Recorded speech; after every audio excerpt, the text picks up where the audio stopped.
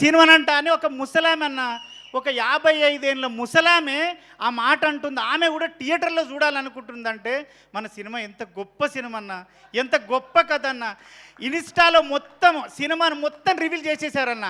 అయినా సరే ఏ ఒక్కరు కూడా ఎంత రివీల్ అయినా సరే ప్రతి ఒక్కరు సినిమాని థియేటర్లోనే చూడాలి, సినిమాని థియేటర్లోనే చూడాలి అన్న. నిజంగా చెప్తున్నా, అప్పుడెప్పుడో ఒసే రామలమ్మ సినిమాలో ఒసే రామలమ్మ సినిమాకి మా ఊర్లో లైన్లు కట్టి ఆడ మొగ అమ్మ నాయనమ్మ పిల్లలు అందరు పోయేది.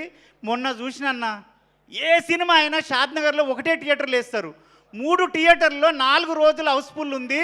ఇప్పటికీ టికెట్లు లేవు. అందరు నాకు కాల్ చేస్తున్నారు, అరే నువ్వు చేయొచ్చు కదా, నువ్వు అరే నాయన అవి అట్లుండేరు అయ్యా, అందులో బుక్ చేసుకోవాలని చెప్పుకుంటున్నా. అంత గొప్ప సినిమా. ఇంకోటి సార్, నీకు నేను, నా భార్య, నా పిల్లలు, నేను సచ్చే వరకు శివనిర్వాణ సార్ని మర్చిపోతే నేను మనిషినే కాదు. ఎందుకంటే నేను ఒక 18 ఏళ్ళ అయింది ఇండస్ట్రీకి వచ్చి, ఒక 12 ఏళ్ళ నుంచి ఒక లేడీ గెటప్లో బతుకుతున్నా. కొమరక్క అనే గెటప్లో, కొమరక్క అనేది లెజెండు, ఆమె తోపు, ఆమె నేను కాదు సార్, ఒక గెటప్ మాత్రమే. నన్ను చాలామంది చాలా విధాలుగా కొన్ని అవమానపరిచి, వీడు లేడీ గెటప్పే చేస్తాడు, వీడు లేడీ గెటప్పే చేస్తాడు. నా ఫ్రెండ్స్, నా డైరెక్టర్లు, నా రూమ్లో ఉన్నోళ్ళు 15 మంది డైరెక్టర్లు అయ్యారు సార్.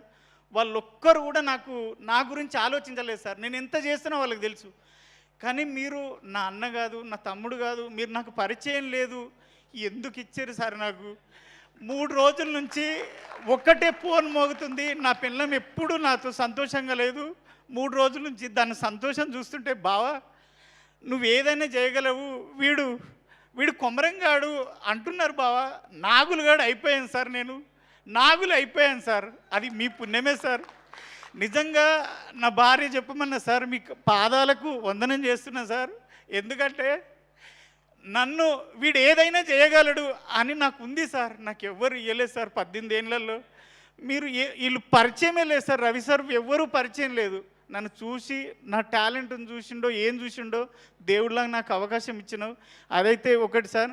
ఇంకొకటి, నేను ఫైట్లు ఎప్పుడు చేయలేదు సార్. దసరాలో కూడా సాయి సార్తో చేశాను, ఫైట్ చేయలేదు. ఫస్ట్ డే నాది ప్రామిస్ సార్, నాది గే క్యారెక్టర్ అనుకున్నాను సార్. నన్ను ఒక లేడీ గెటప్ వేసేటోని పిలుస్తున్నాడు అంటే ఏదో గే క్యారెక్టర్ ఏదో అనుకున్నాను. కానీ వచ్చి సార్ నాకు రెడ్ షర్ట్ వేసి గెటప్ వేసి నువ్వు రవి సార్ గల్లబట్టి కొట్టాలంటే ప్యాక్ అయినాయి సార్. నా తోటి కాలే సార్, నిజం సార్, నా తోటి కాలే. అప్పుడు ఆడొక బూత్ మాట ఉంటుంది, సార్ అన్నాడు, అనరా అన్నాడు. అమ్మ నీ కాలుమొక్తా సార్, నేను అనలేను సార్ అన్న. అంటే ఏం కాదు అనరా అన్నాడు. మీరు వచ్చేటప్పటికే నేను చెమటలతో తడిచిపోయినా సార్. మీరు అనుకున్నారు ఆ స్ప్రే కొట్టారేమో అనుకున్నారు సార్.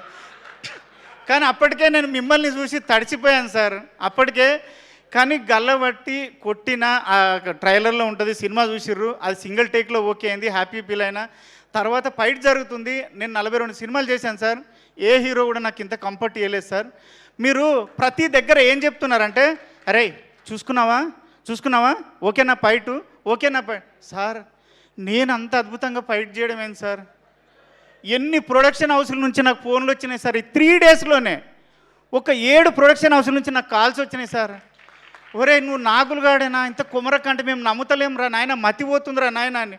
అదంతా మీరు ఇచ్చిన ఇదే సార్. ఆది కూడా సార్, మీ ఫైటరు ఆదినారాయణ మీ గురించి చెప్పి చాలా సపోర్ట్ చేసిండు. మీకు నిజంగా సార్ ఒక్కటైతే గ్యారంటీ చెప్తా, మన ఇండస్ట్రీలో కాదు ఎక్కడైనా 100 మంది హీరోలు ఉంటే 100 మందికి 100 రకాల ఫ్యాన్స్ ఉంటారు. కానీ ఆ 100 రకాల మంది ఫ్యాన్స్, 100 హీరోల ఫ్యాన్స్ ఒకే ఒక వ్యక్తిని ఇష్టపడే వ్యక్తి మన రవితేజ సార్. ఆయనకు సపరేట్ ఫ్యాన్స్ ఫాలోయింగ్ అంటూ లేదు. అందరు హీరోల ఫ్యాన్స్ కలిసి ఇష్టపడే మనిషి ఆ సారు. అంత మంచి సారు. మీరు ఇక్కడ నైట్లో ఫైట్ జరిగేటప్పుడు కూడా ప్రతిదీ అరే తాగుతుంది చూసుకో, సరేనా, నీకు కంఫర్టేనా అన్నాడు. ఆ ఫైట్లో అయితే కుక్కను కొట్టినట్టు కొట్టిరు సార్. ఆ రెడ్ షర్ట్ వేసుకున్నాడు. శివసారికి చెప్పిన దెబ్బ తాకిందంటే ఎక్కడ వద్దంటాడు అని భయంతో, వద్దు నా లైఫ్లో ఫస్ట్ టైం వచ్చింది నిరూపించుకోవాలని. సార్ తాకిందారా కొమరం అంటే లేదు సార్ ఎక్కడో అక్కడ వాసిపోతున్నాయి. రైట్, ప్రతిరోజు ఆ 4 రోజులు డోలో వేసుకొని పండుకున్నా సార్. మందు అలవాటు లేదు, మందు ఉంటేసి కానీ డోలో వేసుకొని పండుకున్నా కంపల్సరీ. కానీ మీ మంచితనం ఏంటంటే దెబ్బ తాకిన ప్రతిసారి వచ్చి అరే సారీరా తాకిందా అంటే ఏం తాకలేదు సార్, ఏం తాక భయము. కానీ నా జీవితంలో మర్చిపోలేని క్యారెక్టరు. నేను బతికున్నంత కాలం